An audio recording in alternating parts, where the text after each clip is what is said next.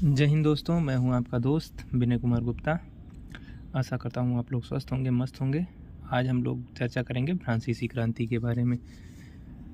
यह उस दौर की बात है जब फ्रांस एकदम परिवर्तन के दौर से गुजर रहा था। सन 1789 में यह क्रांति शुरू हुई और 1799 तक चली। विश्व इतिहास का एक अत्यंत महत्वपूर्ण घटना थी। इसने फ्रांस की राजशाही और सामंती व्यवस्था को मूल समूल समाप्त कर दिया और स्वतंत्रता, समानता और बंधुत्व के सिद्धांतों को जन्म दिया। आइए चलते हैं इसके प्रमुख कारणों के बारे में जानते हैं। क्रांति कई सामाजिक, आर्थिक और राजनीतिक समस्याओं का परिणाम थी। सामाजिक असमानता सबसे पहली थी इसमें क्या था कि जैसे हमारे यहाँ जाति व्यवस्था है, वैसे वहाँ पर फ्रांस का समाज 3 एस्टेट्स वर्गों में बटा हुआ था। प्रथम एस्टेट, जिसमें पादरी वर्ग, क्लर्जी कहा जाता था, इन्हें टैक्स में छूट थी और विशेषाधिकार प्राप्त थे। द्वितीय एस्टेट, जिसको द्वितीय वर्ग कहा जाता, कुलीन वर्ग, अभिजात वर्ग, इन्हें भी टैक्स में छूट थी और बड़े पदों पर इनका अधिकार था। तृतीय एस्टेट, थर्ड एस्टेट जिसको कहते हैं, जो तीसरा वर्ग था, आम जनता। इसमें किसान, मजदूर, कारीगर और व्यापारी और शिक्षित मध्यम वर्ग था। बुर्जुआ जिसको कहते थे, शिक्षित मध्यम वर्ग को क्या कहते थे? बुर्जुआ कहते थे। इनमें ये सारे शामिल थे। इस वर्ग पर ही सभी प्रकार के टैक्स का बोझ था और इन्हें कोई राजनीतिक अधिकार नहीं थे। आर्थिक संकट दूसरा कारण था। भारी कर्ज, लंबे और महंगे युद्धों जैसे अमेरिकी स्वतंत्रता संग्राम में भाग लेने और राजा लुई 16वां तथा रानी मैरी एंटोनेट के शाही खर्चों के कारण देश दिवालियापन के कगार पर आ गया।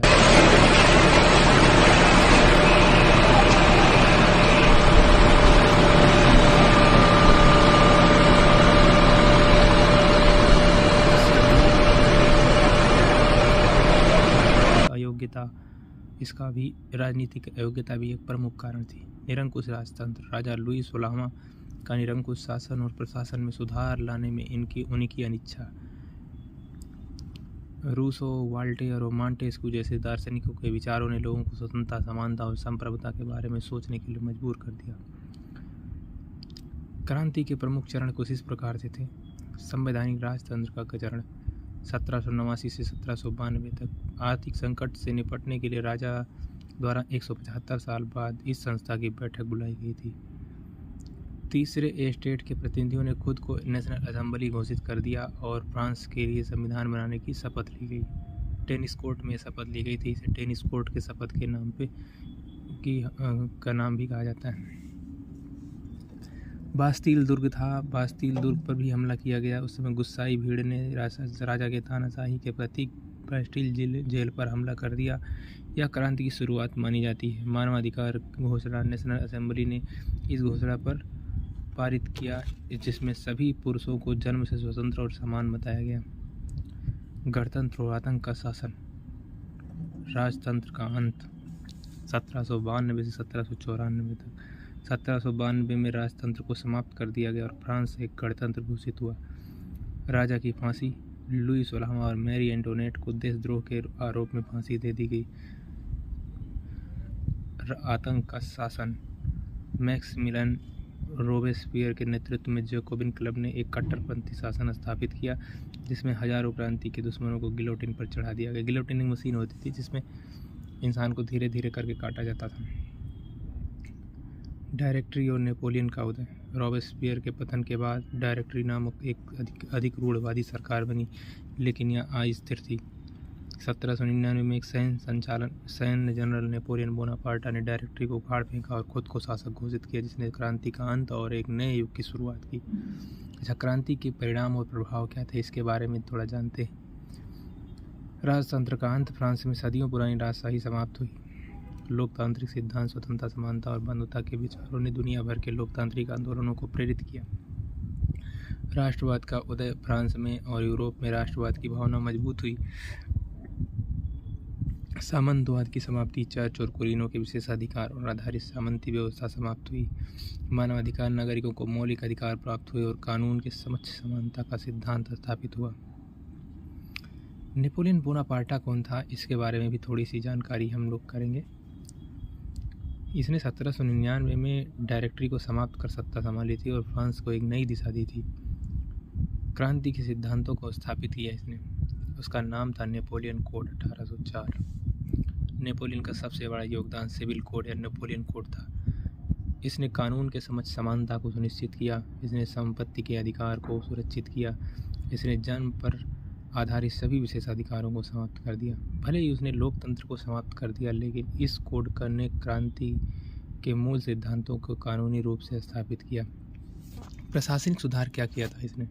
उसने केंद्रीकृत प्रशासनिक व्यवस्था स्थापित की, करों को समान बनाया और बैंकिंग प्रणाली को सुधारा, शिक्षा प्रणाली को सुधारा।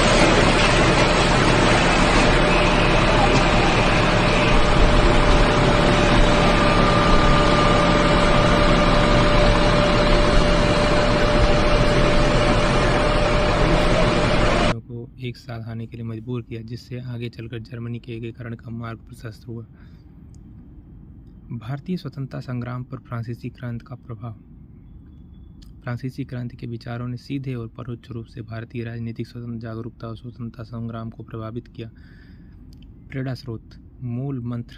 फ्रांसीसी क्रांति के 3 मूल मंत्र समानता और बंधुत्व, स्वतंत्रता, समानता और बंधुत्व भारतीय नेताओं के लिए एक शक्तिशाली आदर्श बन गए। भारतीय संविधान की प्रस्तावना में ये सिद्धांत आज भी परिलक्षित होते हैं। राजनीतिक चेतना का प्रसार। मध्यम वर्ग का उदय। भारत में ब्रिटिश शिक्षा प्राप्त करने वाले एक नए मध्यम वर्ग ने यूरोपीय क्रांतियों, विशेषकर फ्रांसीसी क्रांति के बारे में पढ़ा। इसने इन्हें ब्रिटिश शासन के तहत अधिकारों के अभाव का एहसास कराया। टीपू सुल्तान। मैसूर के शासक टीपू सुल्तान ने फ्रांसीसी क्रांति में गहरी रुचि ली। उन्होंने अपनी राजधानी श्रीरंगपट्टनम में स्वतंत्रता का वृक्ष लगाया और खुद को नागरिक टीपू कहलवाया। साथ ही जैकोबिन क्लब के सदस्य बने। राष्ट्रवाद का उदय। फ्रांसीसी क्रांति ने प्रदर्शित किया कि कैसे लोग एकजुट होकर एक निरंकुश शासक को उखाड़ फेंक सकते हैं और एक राष्ट्र राज्य का निर्माण कर सकते हैं। इस विचार ने भारतीय राष्ट्रवाद के उदय और ब्रिटिश शासन के खिलाफ एकजुट होने की भावना को बल दिया।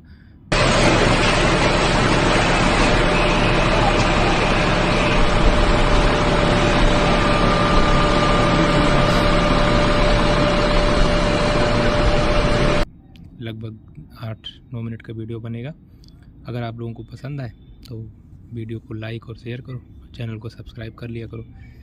ठीक है, फिर मिलेंगे कल। तब तक के लिए हंसते रहो, मुस्कुराते रहो। जय हिंद।